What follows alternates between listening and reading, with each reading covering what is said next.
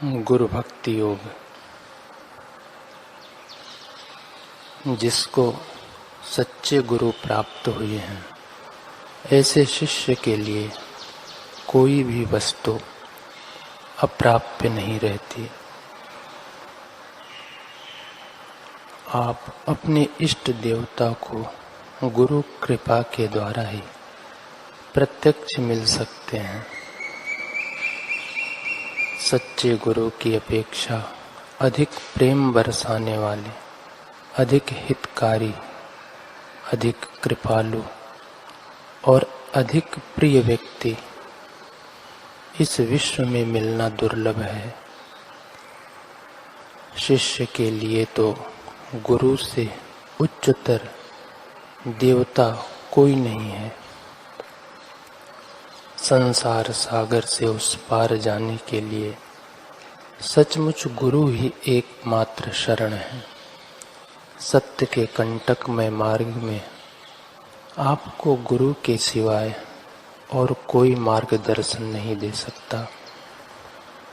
ईश्वर को प्रणाम करो, उससे पहले गुरु को प्रणाम करो, क्योंकि वे आपको ईश्वर के पास ले जाते हैं। अगर आपको सद्गुरु प्राप्त नहीं होंगे तो आप आध्यात्मिक मार्ग में आगे नहीं बढ़ सकेंगे। उपनिषद में आता है, भरद्वाज पुत्र सुकेशा, शिबी पुत्र सत्यकाम, गर्गसुत सौर्यायणी कौशल, विदर्भवासी भार्गव और कात्यायन कबंधी आदि परब्रह्म के उपासक 6 महात्माओं ने बहुत तपस्या किया और इस निष्कर्ष पर पहुँचे कि बिना गुरु के ब्रह्म ज्ञान पाना संभव नहीं।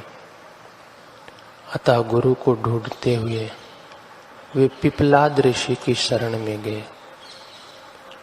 उनके चरणों में नमस्कार करके बोले, महाराज, हम लोग ब्रह्म ज्ञान प्राप्ति के लिए आए हैं। पिपलाद ऋषि ने कहा, दक्षिणा के बिना कोई यज्ञ सफल नहीं होता, इसलिए दक्षिणा दो। उन महात्माओं ने कहा, ठीक है महाराज, जैसी वस्तु लेनी होती है उसी के अनुरूप दक्षिणा देनी होती है। हम आपके पास अपना बड़ा मैं, अपना आदि स्वरूप लेने आए हैं, इसलिए दक्षिणा में अपना छोटा मैं आपको देते हैं। आप ही हमारे पिता हो।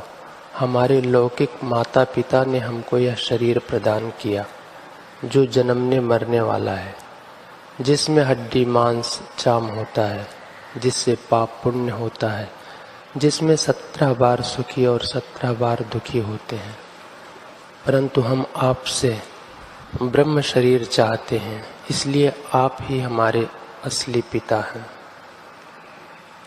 आप ही हमारे पिता हैं क्योंकि आपने हमें अविद्या के उस पार करने के लिए हमसे दक्षिणा मांगी है और हमें पूर्ण विश्वास है कि आपके पास से हमें वह विद्या मिलेगी।